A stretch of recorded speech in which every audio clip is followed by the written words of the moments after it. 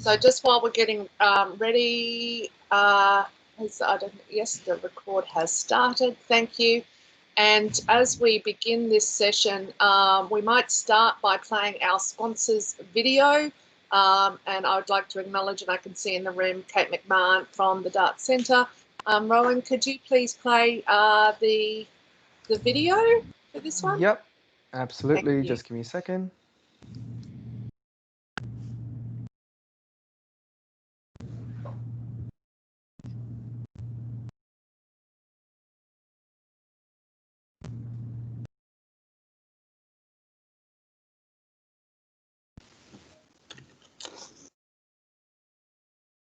Okay.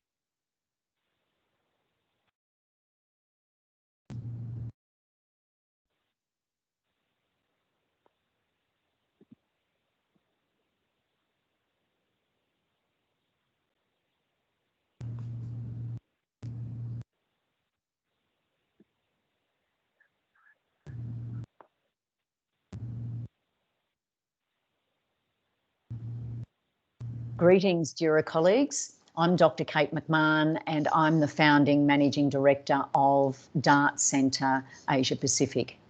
The Dart Centre is an international collaboration of journalists, journalism educators, health professionals and other folks that are interested in the relationship of journalism and psychological trauma.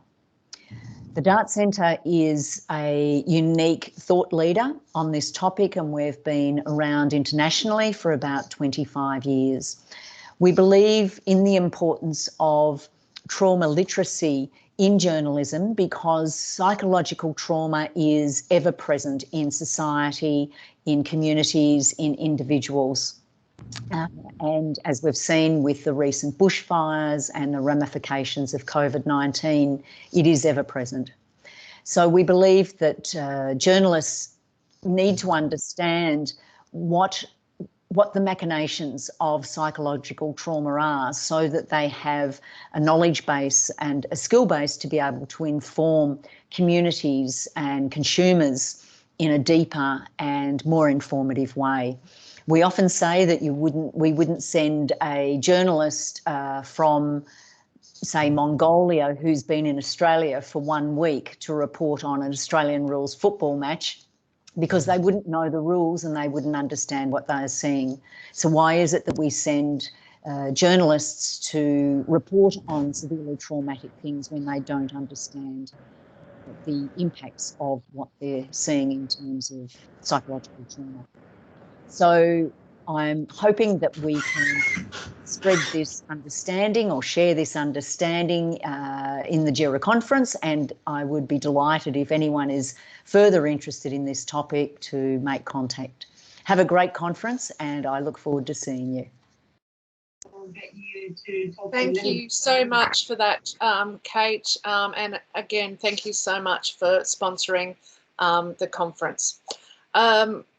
It is now my honour, and it really is my honour, to introduce the conference to Maria Ressa, although I am sure that no one in this group actually needs to be told who she is. Maria is the CEO and executive editor of Rappler.com. She was one of the founders of the 6-year-old company that is one of the leading online news organisations in the Philippines.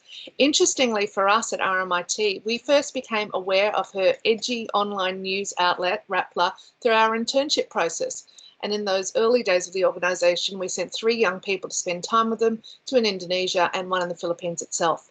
The students came back raving about Rappler and its work and having completed some incredibly strong pieces of journalism there. I then saw Maria speak at an Asia Pacific Centre conference in Singapore and I was in awe. I looked at this tiny woman who is a giant in journalism and I heard her make one of the most powerful speeches I have ever heard. In that speech, she said she'd worked for years as a journalist, but it wasn't until the attack started from the Duterte government that she truly knew what it meant to be a journalist. Today, she continues to face legal battles and vicious online assaults from a troll army. And yet she is still smiling and giggling and encouraging us all to be better journalists and journalism academics. Maria has been honoured around the world for her work in fighting disinformation, fake news and attempts to silence the free press. In 2018, she was named Time Magazine's Person of the Year and won the prestigious Golden Pen of Freedom Award from the World Association of Newspapers and News Publishers, the Knight International Journalism Award for the International Centre for Journalists, the Gwen Iliff Press Freedom Award. The list just goes on. I'm so glad she's with us here today to just give some of her insights as a journalist for more than 30 years in Asia, as CNN's bureau chief in Manila and then Jakarta, and also CNN's lead investigative reporter focusing on terrorism in Southeast Asia, and of course, what she's been going through over the last few years. She is a warrior of press freedom, and we are grateful she has the time and has managed to stay out of jail to be with us today. Maria Ressa, welcome. Thank you for being here. I'll give the floor to you. Wow. Thank you, Alex. My gosh, my gosh. I never know what to say and I get embarrassed. So I will shut up and just do the work, right? First of all, thank you for sending me amazing interns, because those three were really, really great. And you can see the kind of work that they've done. I guess the easiest way is to just first describe for you what daily life is like. Then I'll take you through a very geeky way of understanding exactly what was happening, and then trying to piece together a response. And Rappler's pillars, what we were founded on are three pillars: technology, journalism, community, civils. This is civic engagement, right? So technology now becomes more critical. When we started in 2012, it was the way to distribute the news, and we had embraced social media. We believed in social media for social good. So talk about really turning the world upside down. We were among the first attacked in 2016. Technology. Journalism becomes even more important today. The mission is more important. We need facts more than ever. But what happens when the delivery platforms are biased against facts? When the delivery platforms of news, the world's largest distributor of news is Facebook, right? When that is biased against journalism, that's the second problem. And then finally, the third pillar of Rappler's civic engagement, that we actually need to do more than just vote. Well, that becomes even more important today, because what happens when you don't have facts to do more than just vote? What happens when you don't have facts to vote, right? How do you make decisions? How does human endeavor work beyond the personal if you don't have facts? So that's kind of the way I see the world, and it's solidified. Let me push forward, and I'm going to do let me share what I have, and it looks like, okay, cool.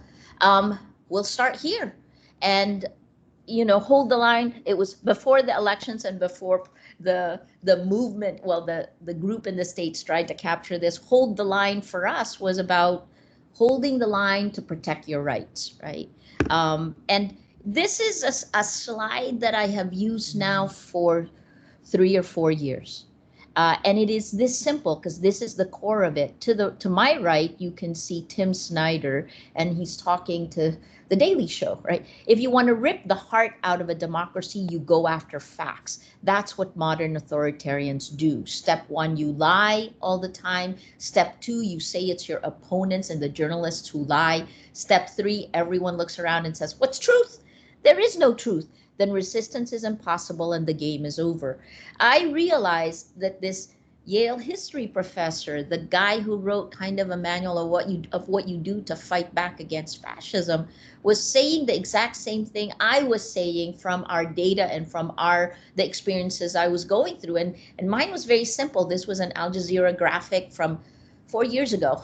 If you can make people believe lies are the facts, then you can control them. And that's really the core of the battle. Because if your fundamental beliefs, the building blocks of what you build your reality on, can be changed, then everything can be changed, right? This starts, and this is when I started thinking about how technology has really helped turn the world upside down. Information is power. I think we all know that. And it's one of the reasons I became a journalist, right? Whoever gets the information first tends to have an advantage in business, that's for sure. But when technology came in, and this is a slide I have used since 2013, 2013. And this was about big data. Just really, because for me, big data was exciting. From, going from Excel sheets to being able to pull it all in, it changes everything. And on that idea, the change of scale equals a change of state. Just changing the amount changes everything. So quantitative change leads to qualitative change. We change the essence by changing the amount. So for me, it goes back to this. The minute we could handle big data, it was an incredible major transformation globally in everything. And that was the beginning of the kind of what everyone would call innovative disruption in every industry, right? And we could see it. You could see it in Airbnb, Uber, all of the normal stuff, right? Facebook scale during this time. But this is where it impacts us. There's three major shifts, I think, at this time. And this was 2012 to 2013. One is the ability to analyze vast amounts of data. N equals all instead of just random samples. What does that mean? And here I use this slide today to talk about surveys. How accurate are surveys in the United States? How accurate were surveys for elections? In the Philippines, we had a statistical survey. The most recent one showed President Duterte at a 91% approval rating. How accurate is that when it's sampling? And can we compare that? Well, sampling and an environment of violence and fear, right? And can we compare that with a new way of looking at surveys, which would be, this was something we tried in 2016, which is to do SMS and to interview, to be able to get samples across, instead of 1,500 with a plus or minus 3%, you can actually get 80,000, 100,000 versus 1,500. So as number two, as scale increases though, and this is the caveat, inaccuracies in the micro begin to happen. But what we lose in inaccuracy at the micro level, we gain at greater insight at the macro level. So this is one of those, I think it's a disruption that is ripe to happen for statistical surveys, for national surveys about who you support, for example, or even any question at a national level. So it's what, not why. Correlations, not causality, right? So big data. This is how we began to deal with the attacks against us. It all happened in 2016. And, I say the Philippines is the first domino that began the tumbling all around the world, because President Duterte was elected in May 2016. Brexit happened. Of course, that isn't, you can go all the way back to 2014 to the Ukraine. But in terms of the populists, the digital authoritarians, the manipulation, the use of information to manipulate us, the beginning of social media as a behavior modification system, look to us here. And why the Philippines? Because for the fifth year in a row, Filipinos spend the most time on social media globally. That's a study by Hootsuite and We Are Social out of Singapore. 100% of Filipinos on the internet are on Facebook. Facebook is our internet.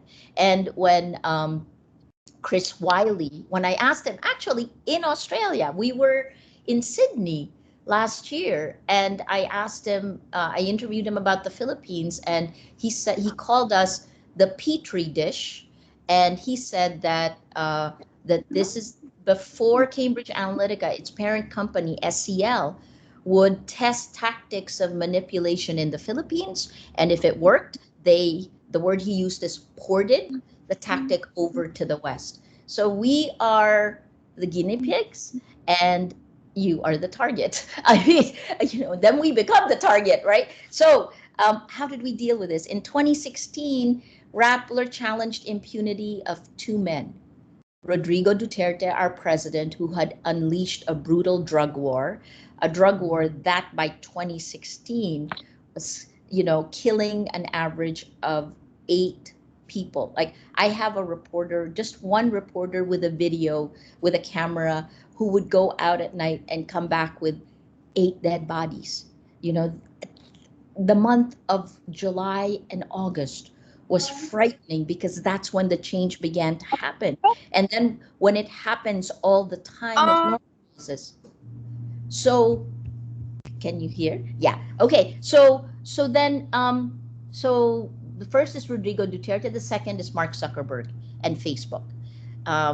So this is how we dealt with it. What you're seeing on your screen is a database. When we published our 3-part Weaponizing the Internet series in 2016, I wrote 2 of the 3 parts. The first part was weaponizing. The first part's title is Weaponizing the Internet. The second is how Facebook's algorithms impact democracy.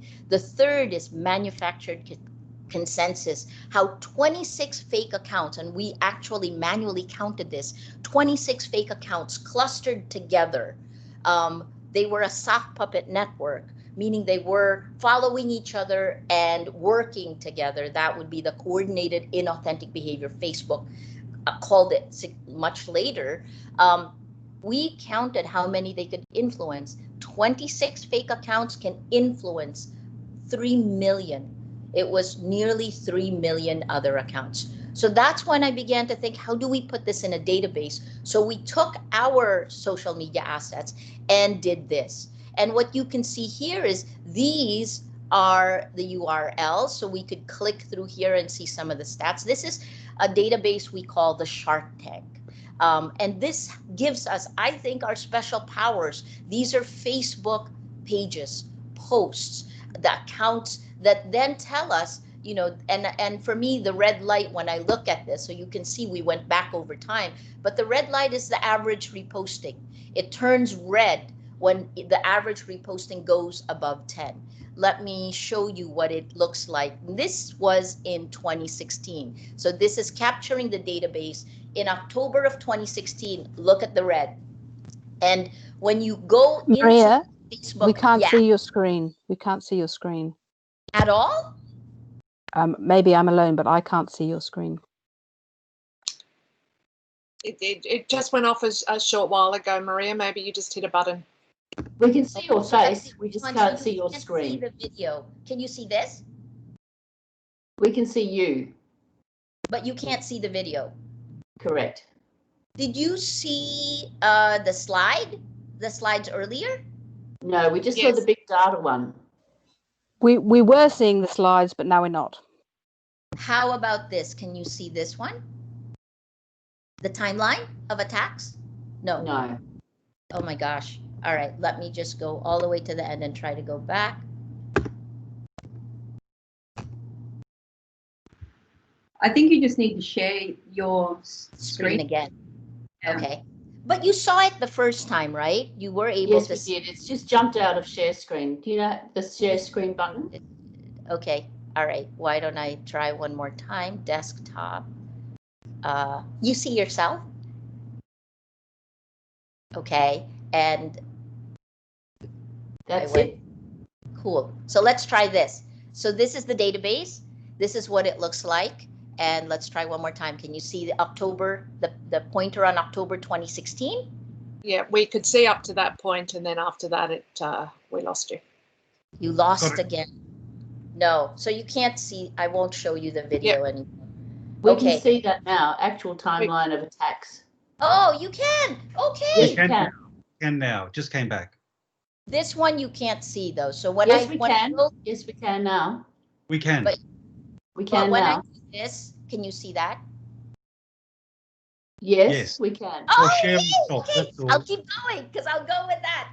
Sorry, you can see. So this is when it's red. It's reposted more than 10 times. In October 26, this is a Facebook page, Sally Matay, and we just took that and put it in a data. This data, look at it. It is a cut and paste account, right? This is the first time I began to realize that, and then just taking that data and putting it together. Where does it seed it?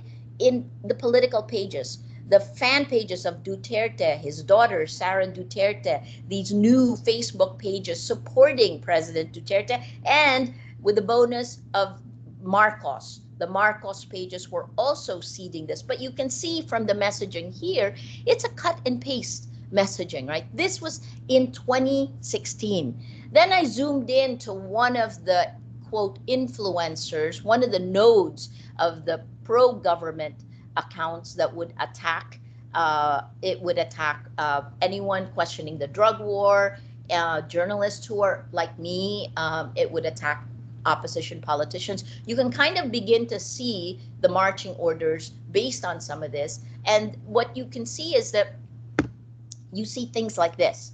When you pull out that, in that database, if we just pulled out words, the attack words. So this is, I was looking for attack words from over time. You lay it out over time. So this is, look at to the left, you can see that, the attack words aren't really there, but there's a hint of truth, i.e. we talked about it. For example, corruption in journalism.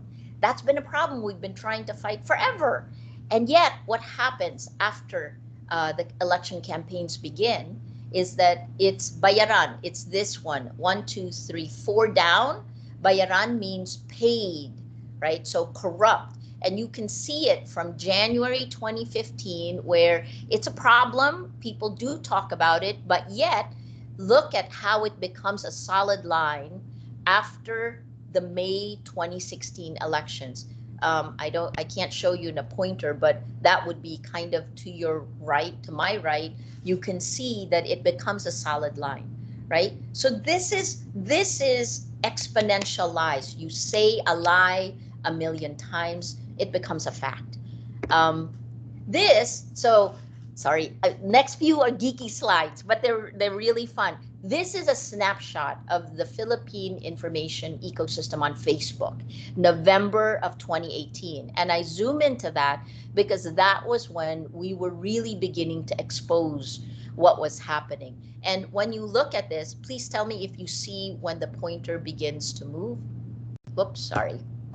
One more time.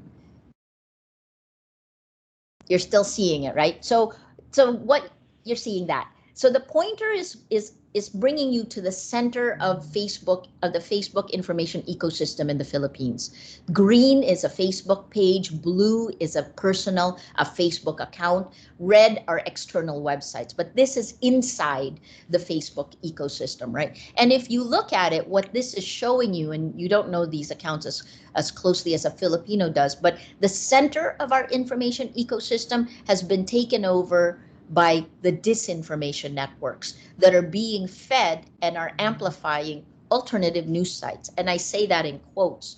And then if you look at where are the news sites, GMA Network is the second largest network in the Philippines. ANC is a 24-hour cable. The news sites have been pushed over to the left. You can see it. We're all kind of, the Inquirer is a newspaper that the President Duterte attacked when he first came into office. There's Rappler. You can see that we have been pushed to the sidelines. That's for the fact-based news organizations. Can you believe I have to say fact-based? And what is in the center? The propaganda news sites, the disinformation networks, the attack sites that take a grain of truth and then weaponize it. And over to the right, what you're seeing all the way to the right is these green, and I'll stop this here now, but here, so this is November 2018. These are meme pages, right? They masquerade as meme pages. These pages were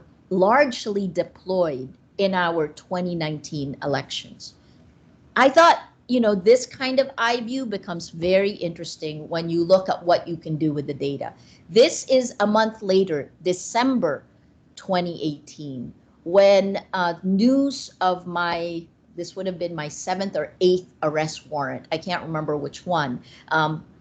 So it was news of the case. A press release was sent out by the Philippines Department of Justice. It's sent to journalists. And the reason why I show you this is because this shows you the impact of living in the Philippines when you're a journalist, that you kind of are careful what you write or you face the consequences. But this one is the press release of the Department of Justice that says that I have a new case and there's an arrest warrant that will be issued. I was, when this was issued in the United States, in DC, I was getting that an award, the ICFJ. We pull out the data. I'm coming home expecting to get arrested. So these were the stories that were done. 34% of the stories were from the Philippines, 27% from the United States. 5% from the UK, Australia at 3%. So you can see, I keep track of that because that helped determine how we defend ourselves. And here's the other part. We keep track of where, the geography, but we also keep track of, you can use natural language processing to go through and find the cluster themes. And in this one, what you can see is, you remember that, you know, there were more, 34% came from the Philippines, but 27% from the United States. And when you break them down by topic clusters, you can see the difference. What happened in the Philippines, those 34%, focused largely on the press release. The only news group that interviewed me was Rappler, my own news group, because maybe there are consequences to doing that. December 2018, right? What's most interesting to me, and this showed us the way, is that, you know, 27% actually showed just that press release, and yet the second highest, coming from outside the Philippines, did the story on a Duterte rights crackdown. And then you can see the rest of it. You can see, I think, part of the reason on that day, it was the CPJ award, so not ICFJ, CPJ award, in the end of November, December 2018. So that's important to me to know that, you know, there's a difference in the perception or the way the stories are done. Okay, so that's using NLP. Let's look at the networks based on the database that I had showed you. This is what it showed us. I showed you what took over the center, right? That it was largely taken over by disinformation networks. Well, now here is the breakdown of, we labeled them pro-Duterte, pro-Marcos, because that's the way they clustered. The pro-Duterte, pro-Marcos communities, they work together. They were built on Facebook. They actively share and spread each other's content within a large coordinated network. They helped amplify I'll start calling them the alternative news sites. And that was the beginning of how we moved away from fact-based, evidence-based reasoning. Anyway, so it also helped in historical revisionism, right? Because what we have seen now in that time period are the Marcoses back in office. The anti-Duterte communities, and look at how small. So this is asymmetrical. You know, when people say, well, both sides are doing it, it's really not. The polarization began in the Philippines in 2016. And, you know, I will, I put, Gordon and I were talking right before this, I put a lot of the blame on the design of the social media platforms that distribute the news, that distribute the facts, right? For a long time, journalists, news organizations were gatekeepers.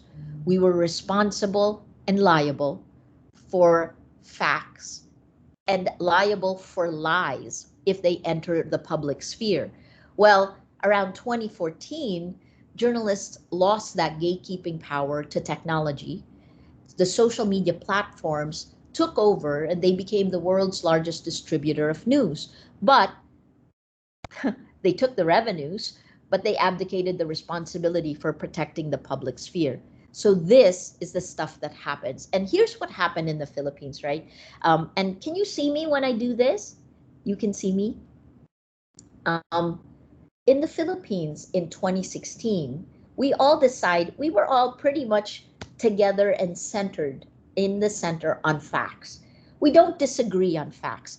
This is a cup of coffee, right? You can see where someone can say, well, it's really a cup of vodka, right? And you can't tell the difference, but this is a cup of coffee. So at that point, everyone agreed this is a cup of coffee.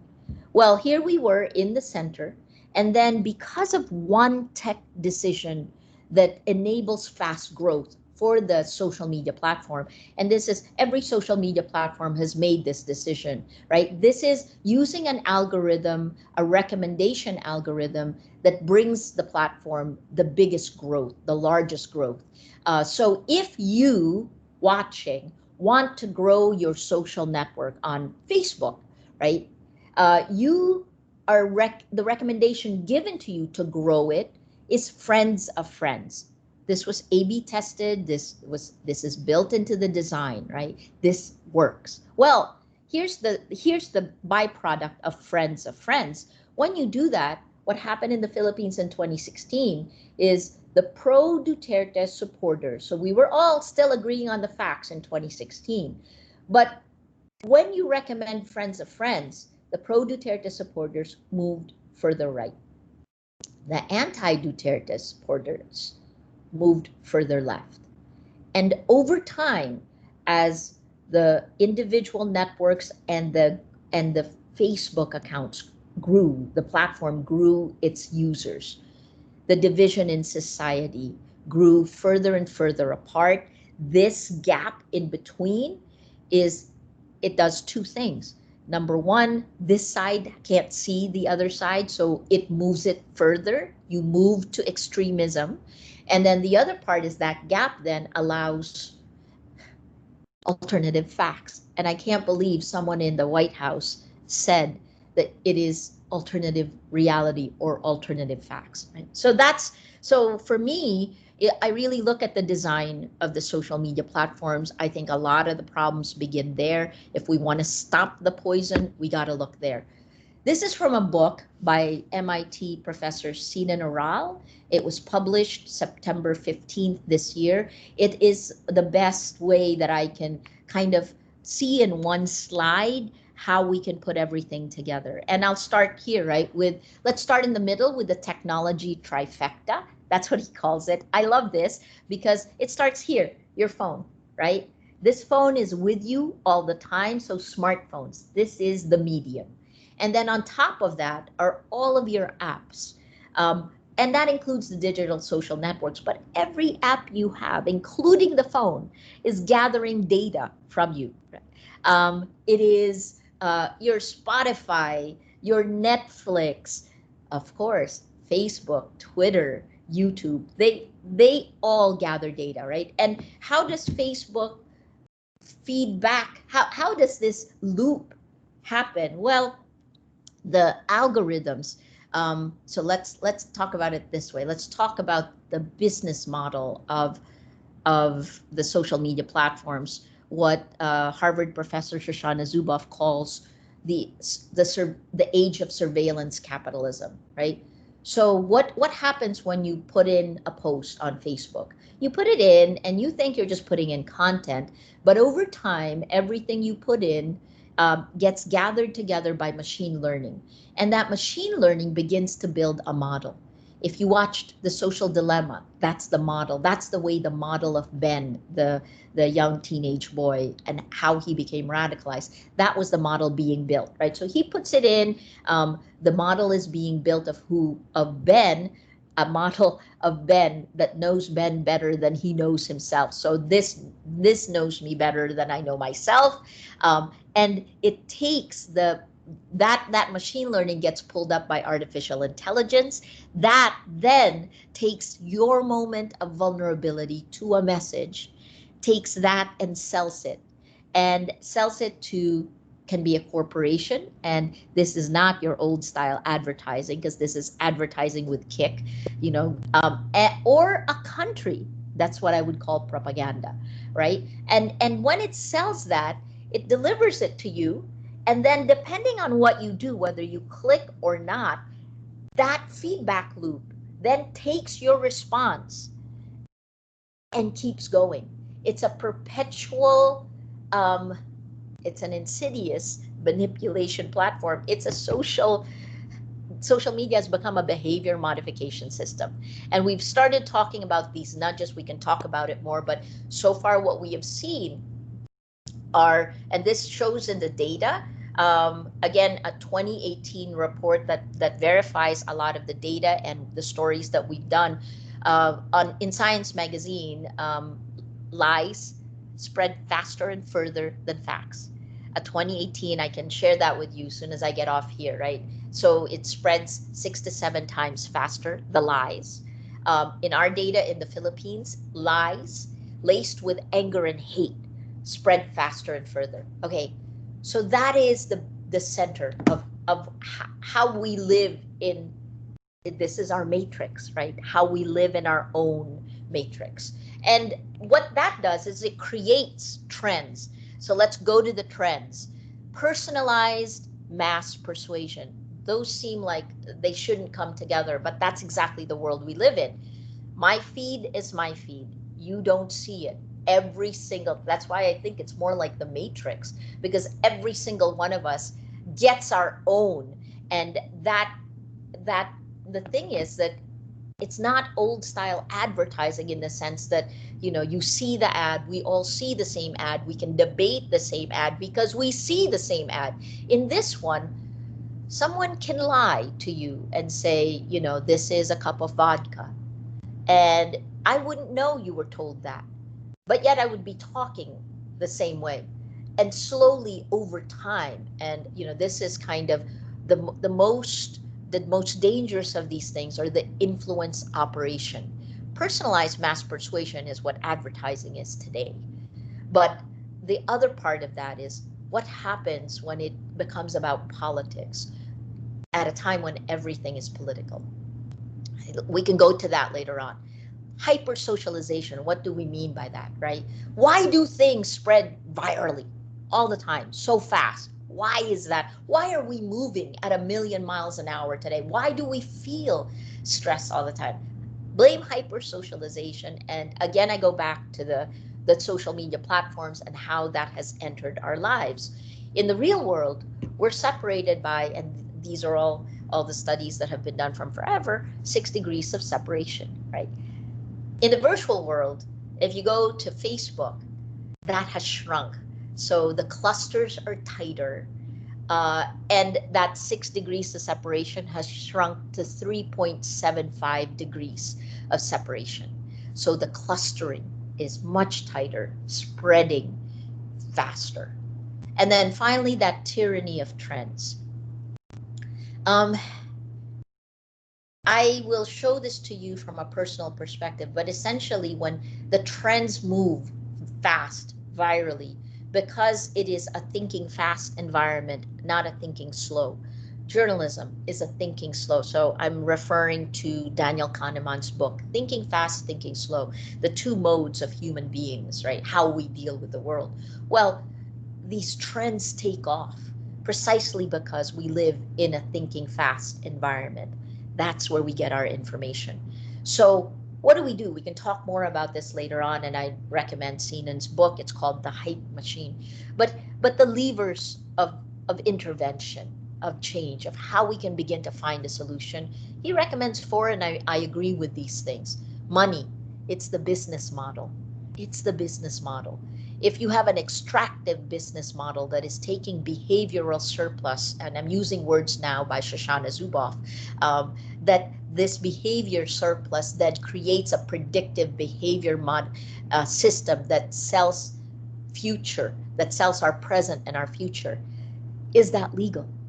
And then when you have a business model like that, the question you have to ask is, at what point does this modification of our behavior, this insidious manipulation, cut down our free will? At what point do we no longer have agency? At what point is democracy a myth because we are being programmed? You know, sorry, this is where I get slightly philosophical. So money, code, the code impacts us.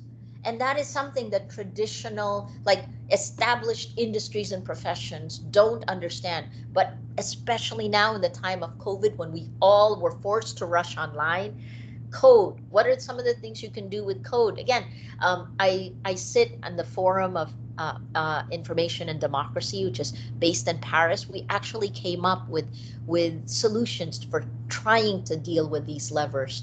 One of the ways is, you know, for the people who code, Should there be building ordinances? If we have ordinances for how to build physical structures, should there be for the structures that house our minds or that manipulate our thinking? Norms is the third. Norms is important because our norms have changed globally. Norms are, what is accepted behavior? It has changed, and it's been, democracies, the cheap armies rolling back democracy on social media. Those studies started coming out in 2017, and we're a first-hand example. And then, we'll talk more about that. And finally, the laws. I don't want to talk too long. It's 8:13. Okay, so laws, and I'll show you some example of what we can do with the laws, because frankly, this technology trifecta has gone unregulated, and it's kind of like the drug industry, right? They're mass testing drugs on people in real time, and if people die, it's okay, right? So I'm being deliberately provocative. Let's keep going. So let me bring you to my life and the world that it created. And part of the reason that I feel I now know exactly how Sisyphus and Cassandra combined feel, this is June 15th, this year. I was, we were very special. We were the first decision, when the government came, eased the restrictions on lockdown. The Philippines, by the way, is in our 37th week, right? We still have lockdown restrictions, but they've eased a little bit. But this was the first week. We were the first there. This is in the Manila City Hall, June 15th. I had just gone from the courtroom where, instead of seeing having court observers there were 3 journalists who were allowed in the courtroom. We all had to wear masks, and I came out. I had, of course, been found guilty. The charge was cyber libel. It is a crime that didn't exist when the story we published in 2012. So 8 years ago, we published a story. The statute of limitations for libel should be a year, but in order to get this case to court, the Judge Montesa said that, oh, well, the statute of limitations is not 1 year, it's 12 years. And this is, of course, something we will take up to the Supreme Court. Nonetheless, this is one of now 9 criminal charges. I was going to say up until last Friday, it's 8. I had 8 criminal charges, 8 arrest warrants that were given to me by the government in 2018, and on June 15th, I was found guilty in cyber libel. Let me just pull together some of the things I had already told you earlier on. Remember, I said that when you get pounded, it actually, this kind of exponential lies changes a lot of things. So let me take apart in my case. In 2016, when we exposed the propaganda machine, I was attacked. So I was attacked, Rappler was attacked. At that point in 2016, I was getting an average of 90 hate messages per hour. Alex would have seen that one because I showed those messages, and I'll show you how they've evolved now. But I want to show you how a narrative was seeded, and 4 years later, on this day that you see on the screen, how this narrative played out and became real. This is how you kill democracy. This is how you change the world. So in 2016, journalist equals criminal was seeded into Facebook, pro-government, pro-Duterte accounts, repeated exponentially. When it was repeated about me, I laughed in 2016 because I thought, oh, well, like by next year, I'll have been a journalist for 35 years and people can see my track record. I lived in an old world where, there was still context. Remember, what social media does is it rips apart context, right? Atomizes meaning. So journalist equals criminal in 2016, repeated 1 million times. Then in 2017, this bottom-up astroturfing was met top-down by President Duterte. In his State of the Nation address, he attacks me and Rappler, basically saying the same thing. And a week later, we get our first subpoena. In 2018, the government files 11 cases against us. In 2019, you saw the the data that I showed you about December 2018, right? And then in 2019, I'm arrested twice in a 5-week period. I'll never forget, I posted bail for the first time on Valentine's Day, the love letter of my government. Arrested twice in a 5-week period in February to March. And then 8 arrest warrants. I went to court. There are weeks when I was in court 4 of the 5 days a week at 4 different courtrooms. I know our justice system really well right now, and the courtrooms as well. I know which ones you should go to if you want air conditioning, for example. And then in 2020, I take you to this courtroom. This is Manila City Hall. I'm found guilty, right? Guilty. My former colleague Ray and I are found guilty of cyber libel for a story 8 years earlier that I didn't write, edit, or supervise at a time when the law we supposedly violated didn't even exist. Oh, and here's the other part to make it more Kafkaesque. We're guilty, but Rappler is innocent. Rappler was acquitted. Okay. Welcome to my world. This is what I wake up to. This is my feed. So I'm going to warn you the next few slides. Good thing, I hope you've already had your breakfast. And I talked about this, what are the intended effects of these things? Well, pound me to silence immediately. Then after that, create an artificial consensus, manufacture consensus. Astroturfing is fake grass. It looks, and the goal of that is to change behavior, right? What do I mean by controlling the narrative? You control the narrative because you seed the narrative, and it doesn't have to go viral. The fact that it's seeded, when an event happens, when it can be called up, it's like fertilizer in the ground. And I'll show you an example of that later on with President Trump and his narrative about having the election stolen from him. When it was seeded, when he called it up. So bottom up, top down. When these narratives are seeded, they don't really go viral, so it doesn't trigger fact checking. It doesn't trigger takedowns. They're just seeded, waiting to change your mind, right? Repeat a lie 1,000,000 times, it becomes a fact. Without facts, you can't have truth. Without truth, you can't have trust. Without these, how can you have democracy, right? So many news groups ask, so how can we restore trust? And I keep saying, it's not in our hands. Right now, it's in the platforms that break down trust. This is the network based on our data, the first iteration of the network. This network began to seed narratives like this. You can see my gender, the color of my skin, my race. These are all pretty much fodder for attack. The way I sound, the way I look. The end goal really is to find any vulnerability to intimidate you to silence. And then when the June 15th verdict happened and the world came out in support and President Duterte and the administration took some hits, well, then they came back with this almost immediately, like within 12 hours, they were ready for it.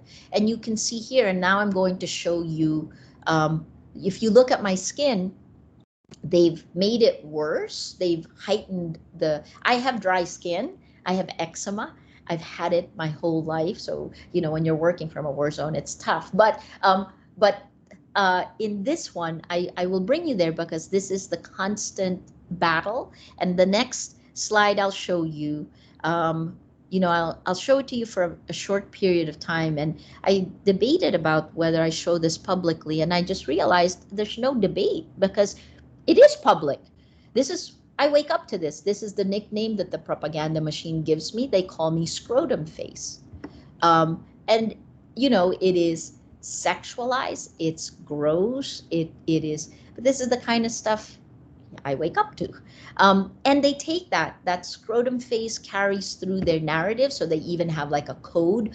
Look at this. This is from a Facebook page. They even labeled the graphic Bove PH, right? They did 1,000 cuts. They made my skin look worse. And then they added scrotum face, right?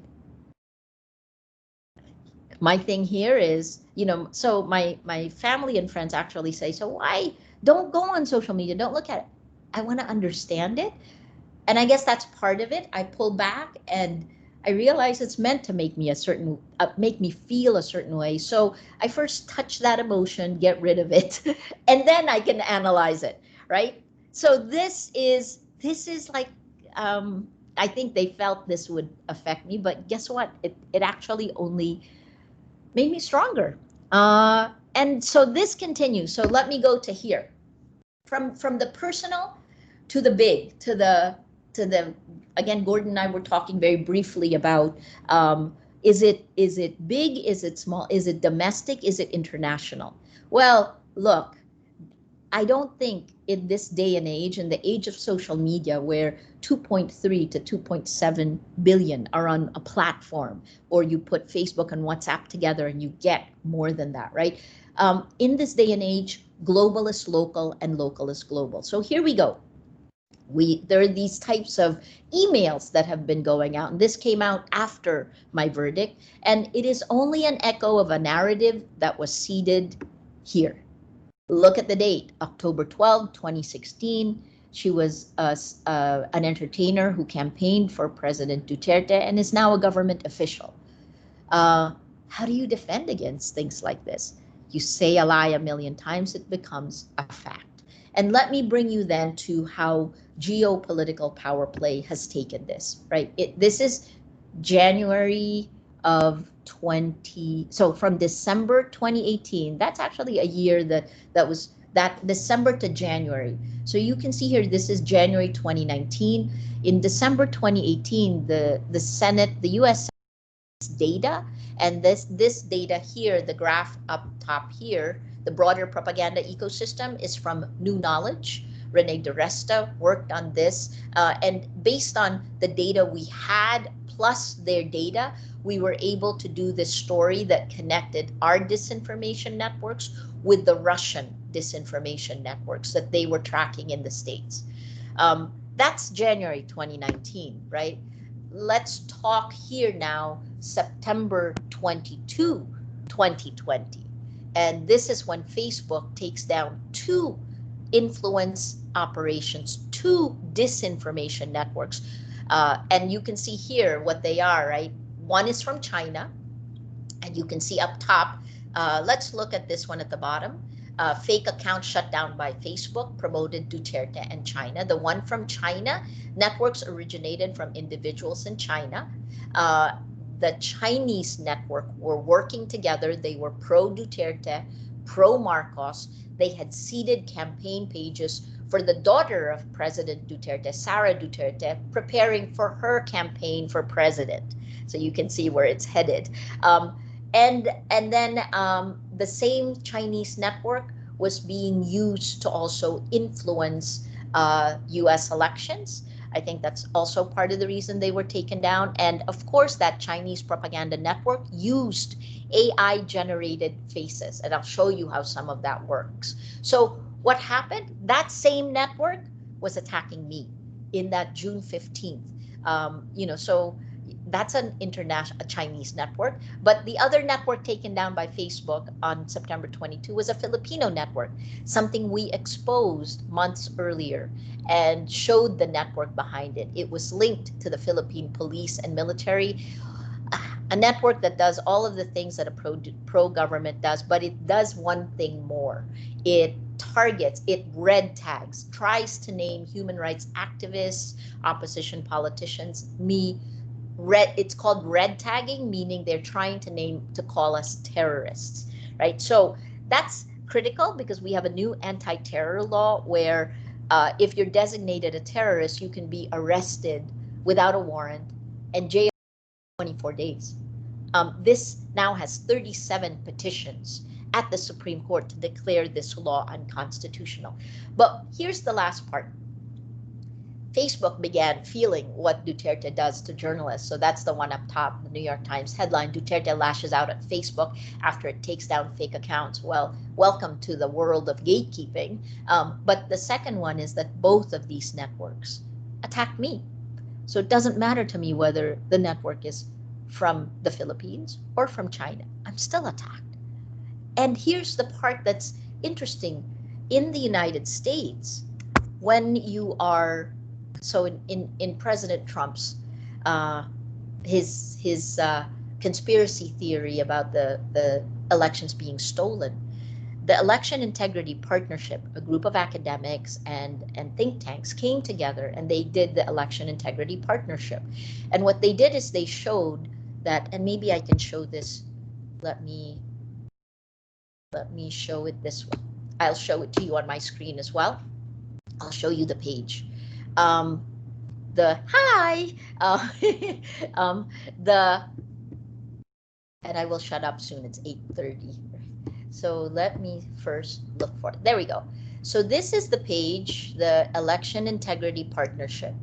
And you can see, right, this is from October 19th, but what they did, here are the academics who worked on it. But what's so interesting here is they went back over time, far more detail than would happen if it was just journalists, because we wouldn't have this much detail. But they took the color revolution, went back and showed how China and Russia had shifted it, and showed how this narrative of stealing the elections was seeded in August 2019 by Russia Today, right? Russia Today. And here's a timeline of how it was introduced, how it was mainstreamed, and the super spreaders. You will guess who the super spreaders are. So here's where it was seeded in 2019. And then this is a familiar name, right? Steve Bannon on August 11th, using the equivalent of the alt-right groups. You know, so I guess I just want to show you it happens. What I have told you happens everywhere. Let me bring you back here. And I'll just end with this one. So how do we deal with this, right? How am I dealing with this? By fighting back, by using data to fight back. So a month before the US elections, the end of September, October, I joined the Real Facebook Oversight Board. It was put together by Carol Cadwallader, the British journalist who broke the Cambridge Analytica story. It is also, she did it with Shoshana Zuboff, who is kind of like, the age of surveillance capitalism. I learned a ton in doing this, but what was interesting is we did it, we invited the Color of Change, NAACP, the Anti-Defamation League. So it was a group of academics, journalists, and activists, civil rights activists. And I think we actually helped in bringing these issues up and calling your attention. The second is legislation. So I use this page. Here we go. This is something that I spent a few months this year working. It's called the Forum on Information and Democracy. If you haven't yet seen this, these were the 4 papers that we wrote. We released it on November 12th. And these, essentially we came out with 12 broad, overarching systemic goals. Stop playing whack-a-mole with content moderation. Take it as a system, go to the design, the report is here. And these were the people. So I chaired this along with, my co-chair was Marit Kashake, who's a former member of the parliament, Sinan, who wrote The Hype Machine. Camille Francois has dealt with the Disinformation Network. She came from Jigsaw. David Kay, the UN Special Rapporteur, right? So take a look at this, because this is a stab. It's our attempt. It's more than 250 tactical moves that could be done under these 12 broad goals, right? And then finally, I think the artificial intelligence. I'm sure you guys have seen these, but I want to remind you again of how easy the Chinese influence operation that was taken down used AI, GAN images. You can't tell the difference unless you're looking closely. And if you haven't seen this, I'll send the link to you. But I want to show you like how interesting it is when the New York Times did a great execution of this. Look at the age here. Young, old, all there. in a fingertip. How many identities could be done through social media? Perspective, just shifting the mood. This is kind of fun. I like this one, gender.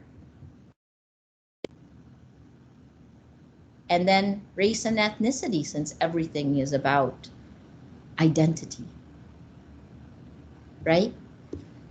Okay, that's, I think we have 30 minutes. I think that's it. And that's actually, so why don't I just, I'll go back and stop sharing. Where are you? Come here. Wow, that while you're sorting that out, that was just fabulous, Maria. Thank you so much there for us to yes, round of applause. Oh, there did was you a get lot. to see the AI, or was that already off screen? No, we could see that. We're still seeing your screen coming back at us, so I might just hold on. I might just request control. Oh, stop presenting. I'm sorry. There you That's go. okay. I've done that. Yay. So now yes, excellent. Okay, so that's perfect. Now we can see you perfectly.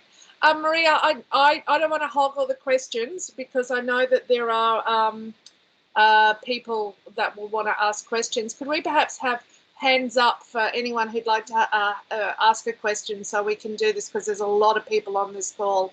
If you do have a specific thing for I see friends there already. Hello.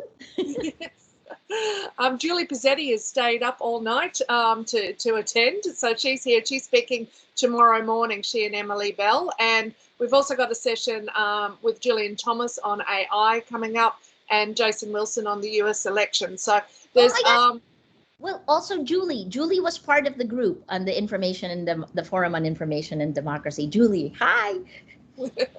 So the first question is going to come from Fiona Martin. Fiona, can I let you ask? Yeah, thanks, Maria. That was a terrific presentation, really important, and I'm glad that we had so many people here to watch it. Maria, I'm working on a project with Facebook at the moment to understand how it can better regulate hate speech in the Asia Pacific.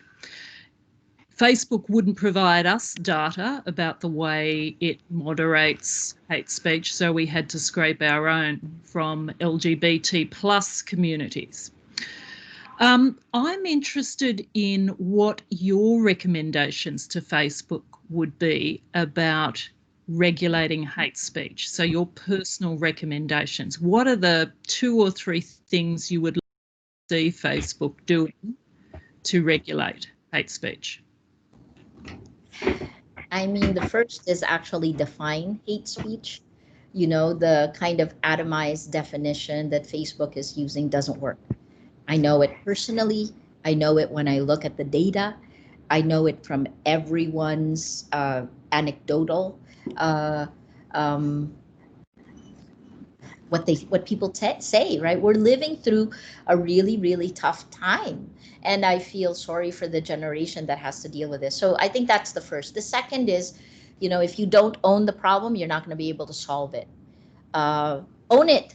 It is your problem. You enabled this because the reality is that the way the social media platforms, and I zoom in on Facebook because Fiona, like you know, I work with them. We're frenemies, and we believed in Facebook. We knew Facebook better than Facebook knew itself in the Philippines in 2012, right?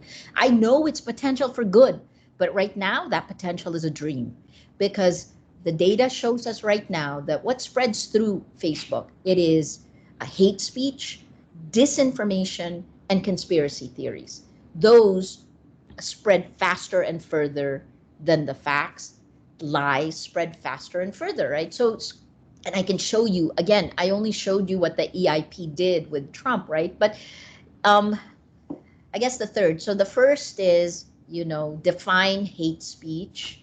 The second is own the problem. I think this is like, you know, namby-pamby, like, yeah, we'll work with you, but we won't give you the data. One of the major recommendations there is that, and the worst thing is to say that we won't give you the data because we want to protect people's privacies.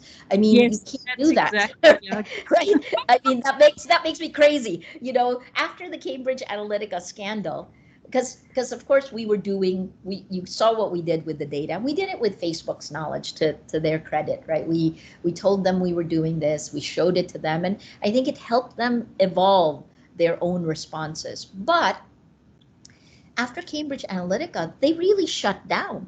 So none of us can actually see anything else. So there were certain things that we had pre-Cambridge Analytica that was on an API that is now no longer available. And so in a way, they made themselves more of the kingmakers or the gatekeepers to that data. And the last major thing, I always think in threes, the last major thing is do what David Kay recommended in his book. Content moderation should not be atomized. It should not be devoid of context, right? It shouldn't be, which is what social media has done. So they've got to fix that. They've got to find a systemic thing. David Kay recommends for content moderation, and this is a recommendation we took in the Forum on Information and Democracy, use the Universal Declaration of Human Rights, because you are global in scope, right? And every, nations all around the world, the Philippines is one of the first signatories to this, use the Universal Declaration of Human Rights. Sorry, Fiona, you triggered anger. Sorry, I'm so sorry. But look, thank you, Maria. That's a great answer. And we've actually asked it to do the first two things. So I will add the Declaration on Human Rights to the report. Thanks. Thank you, and good luck. Please let us know. That's the other thing. The more of us working on it, the better. Thanks, Maria. Maria, I have a question, and we did sort of start to talk about this yesterday when we were chatting about now Biden is going into the White House. Do you think that will make a difference to you? I mean, I know, different country, a long way away, but is there an impact that you think is coming through that? Short, medium, and long term, right? I'll respond that way. In the long term, yes, for sure, because the values are very clear from Biden to Trump, what they hold dear. I think globally we're all looking forward to a more rules-based, values-based behavior from the United States. And then medium term, I think we will begin to feel it. So, for example, I hope, not just on social media, but on protection for journalists, on defending press freedom. The fact that the countries that did hashtag defend media freedom were the UK and Canada, without the United States last year. That's kind of alarming. And then in the short term, President-elect Biden is going to walk into a very divided house. He is literally, he is going to, like our traditional leaders who, when they take office, work to heal the divisions. How do you do that in an environment where social media actively works to tear apart, right? And I think maybe I'm hopeful that will mean that the Biden administration will take action. I do think we will see regulatory action, right? I'm told perhaps as early as January, some David Cicilline, I think right now, today, December 1 and 2, the International Grand Committee on Disinformation, which is with Damian Collins, who's done amazing work from the UK. I think Australia is part of that. There are 11 nations, and David Cicilline is heading this one. So this happens tonight, my time, dayside in the UK and the US. They are coming up in the US maybe as early as January for dealing with what we're dealing with, because this is impunity on the scale of Rodrigo Duterte. Incredible that I would be comparing Mark Zuckerberg and Duterte, and I realize I've been doing that. I've just been pussyfooting around it for 4 years. Well, 4 years later, when I'm about to look at 6 years in prison, I have real skin in the game, So I guess in the short term, you cannot heal. It doesn't matter that President-elect Biden won the elections, as long as the networks of disinformation, as long as the world's largest distributor of news is biased against facts, we have a problem.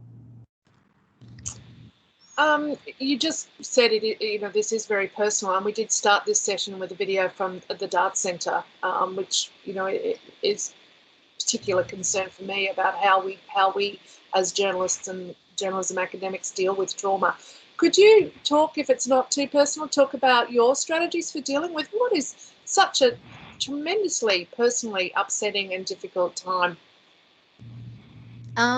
Yes, sure. No, and thank you. So first of all, I haven't actually said how large a role Australia has played with Rappler and with me. So Kate, in the Dart Center, when the attacks against us began, October of 2016, I actually told our team, we're young, we're a young team. The median age is 23 years old. It's 63% women. Our social media team is young. Our reporters are young. If you see the documentary film 1,000 Cuts, you'll see, like Pia Renada, who was bullied by the president in the palace, was 26 years old at that time. So I offered counseling to everyone, including our social media team, anyone who needed it immediately. That was October of 2016. And then we went to a psychologist, and we realized that this is a new weapon, and that they didn't actually know how to handle this, the exponential attacks coming to you directly. And so we turned to Dart Center. It was actually, I believe Kate came to Manila, to begin to train to train the trainers, right? And you can, that was when I just, help. Like, what do we do with this? And then I think the other part, so that's on please remind me the positive thing in 2013 from Australia. I'll finish this train of thought, which is, how do we handle it? Embrace your fear. That's I started thinking about, I did that as an immigrant from the Philippines to the United States. When I was in school, I learned that the only way you're able to actually do anything is to not be afraid, that oftentimes you are your own worst enemy. So it's a very simple personal lesson from a long time back. But one of the things that I learned is that in this time when government actions are meant to scare you, you have to be most afraid of. You have to imagine the worst case scenario and, touch it and hold it. Embrace your fear is what I always tell our guys, my team. Embrace your fear, because the minute you embrace your fear, you rob it of its sting. So, what we do as an organization in Rappler is I have workflows for worst case scenarios. When Pia was kicked out of the palace, 2 days before that, we had rehearsed, workflowed how a reporter should go live if they get harassed or intimidated. That's our defense, right? So we thought through worst case scenarios and workflowed this. The workflow of, well, I'll tell you. So we think through the worst case scenario. On the day that I got a guilty verdict, I expected it, I anticipated it, I imagined worse. So actually, in a weird way, I came off feeling better. Weird, right? Weird. It's a coping mechanism. I realize that. And then I guess the last part. So I'll say this. Last Friday, I received my 9th arrest warrant for a cyber libel case, my second one, that's based on a tweet. I tweeted, and I posted bail, barely. We haven't really announced it because I figured, we're going to deal with it in court. But it was very close. The fact that there are no laws that say when an arrest warrant against you is issued, you should be notified. There's no law for that. You can get an arrest warrant issued and just get arrested. And, if that had happened Friday, I would have been in jail for four nights because it was a long weekend, right? So that's the uncertainty I live with. I guess the embrace your fear came from a Norwegian friend of mine, because I was in Oslo and it was raining the 3 days that I was there and it was cold. And he said, you know, Maria, embrace the rain.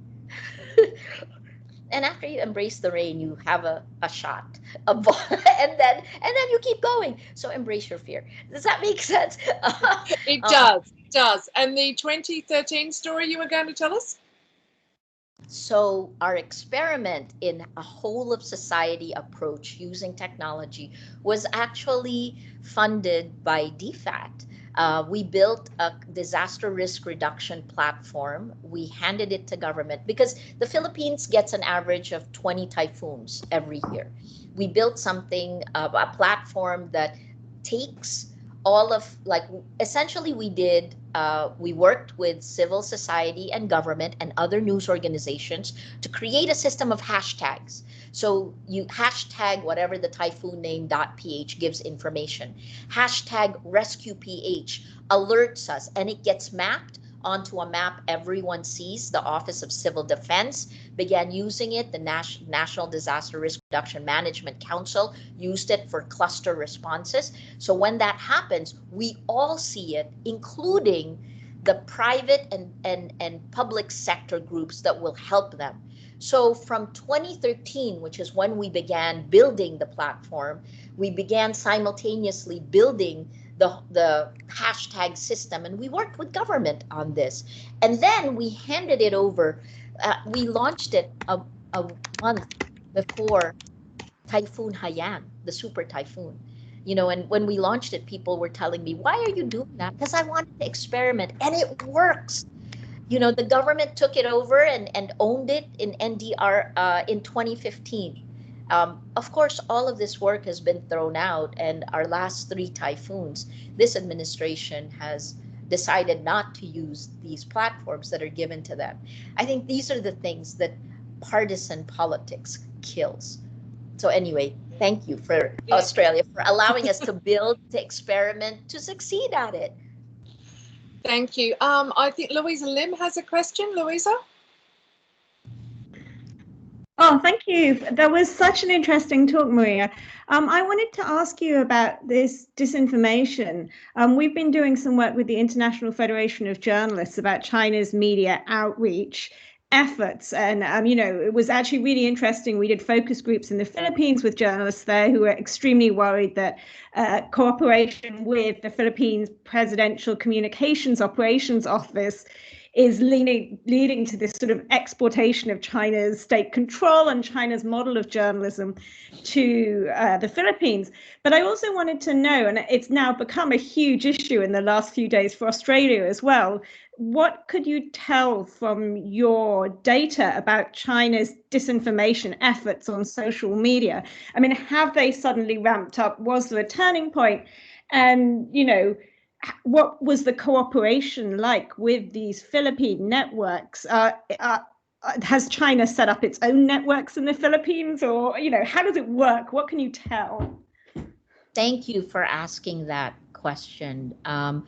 We began, and we were partners with Facebook on this stuff, right? We began looking at this, and we began seeing the entrance of these Chinese networks, a lot of them coming in around March of 2019. So, sorry, 2018. So March 2018 into 2019. And the way they did it was through the Filipino networks. So I showed you the map of the 3 influence. This was the wave 1. I call it wave 1, right? That was, they were so targeted that each one of the 3 were in charge of a demographic. The mass base, that's the entertainer, government official, the middle class, that was thinking Pinoy, and then the thinking class, which was SAS. So that network, it was actually the one in charge, SAS, who began bringing in these Chinese accounts. And they entered through that disinformation network and the Chinese Filipino business groups. And they were affiliated with the government. So we I mean, we just didn't have people. If you're interested in this, we're willing to share the data with you, because we just didn't have people to do the story on it. But we saw it, we watched it evolve, and then of course, thankfully, Facebook took down on September 22 the Chinese influence operation. Right. I will say Twitter has given people on the front lines like me greater protection. When I the kinds of attacks that we get, it's much easier. The posts and then the accounts get taken down far faster on Twitter than they do on Facebook when it comes to hate speech and to disinformation, to influence operations. I wish they would actually add that as one of the things. Influence operation. They know it exists, but it's not even in the menu of what you can pull down. But so I guess the last point I'll make on that one is that 2.5 years ago, the Philippine government announced that it was going to take essentially the video surveillance system of China, that was the B2B, right? And that was actually the beginning of the cooperation, because President Duterte has said it. He pivoted the Philippines away from the United States to China and Russia. He connected those two together. And maybe 2 years ago or 2.5 years ago, I always used to say that China was doing B2B. In startup language, they were doing B2B. They were going directly to government and giving government the tools that they have already created and used with great impact. And it was actually our government that announced it. That was around the time when the state groups were going to China and Russia for training they were in RT and Sputnik. They were in China. I mean, you know what? Of course, the minute we spotlighted their tweets, these tweets were taken down. And then I guess the last part. So if China is B2B, Russia was B2C, and then we began to see China mimicking the behavior on social media of the Russian disinformation networks. I think we've got a quick question there from Amanda Gearing. Amanda?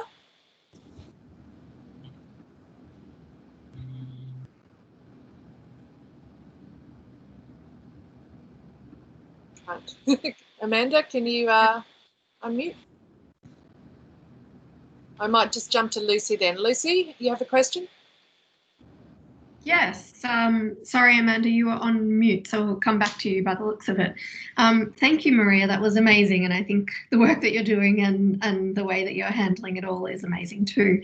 My question is about journalism and teaching journalists. Given that you said, we're not the problem, or the trust is not in us. The problem is in the platforms.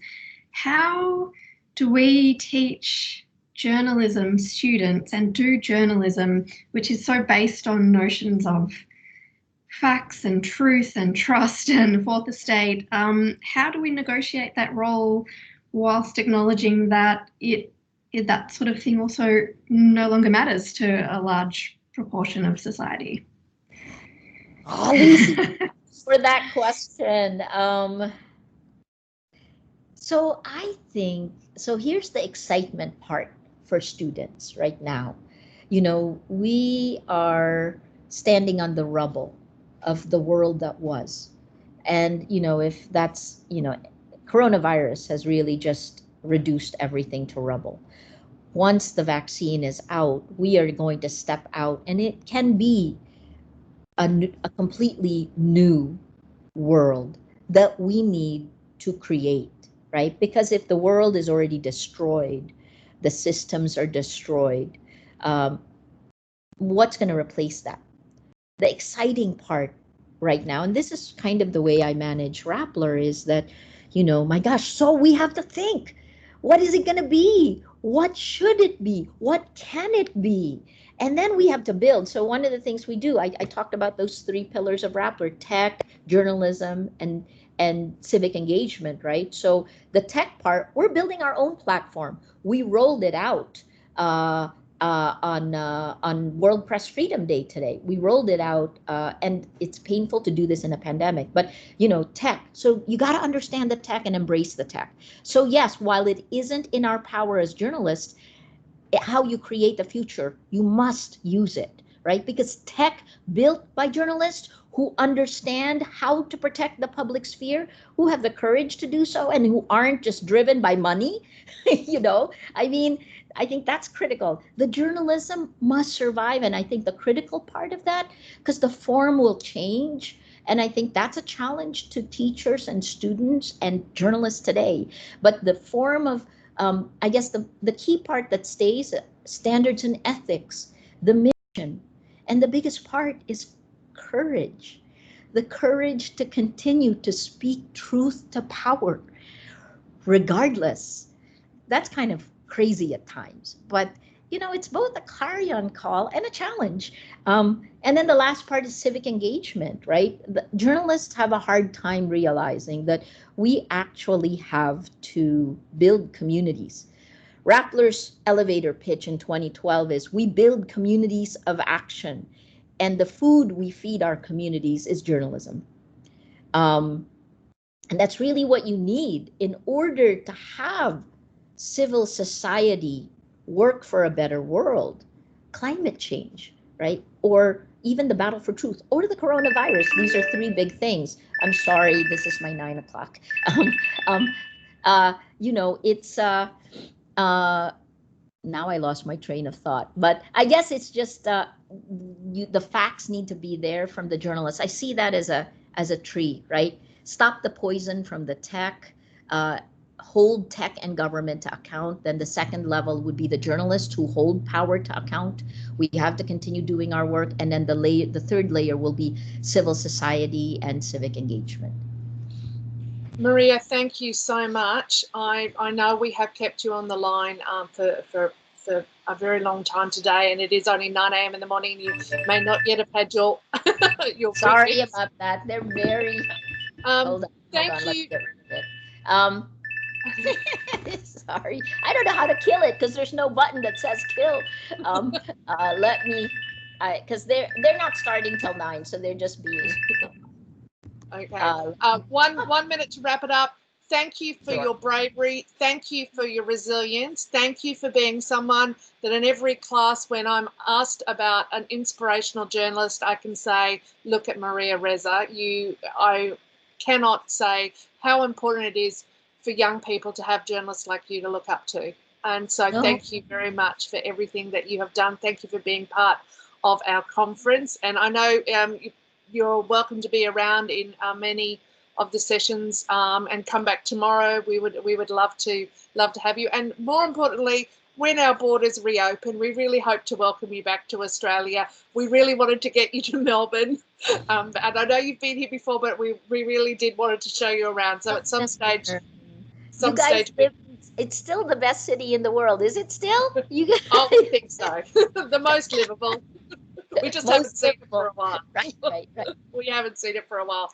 I just have to, Lucy's going to stop the recording now, so thank you very much. We will put that onto a private unlisted YouTube so people who struggled with the technology can watch it later. We have an hour's break now for lunch because we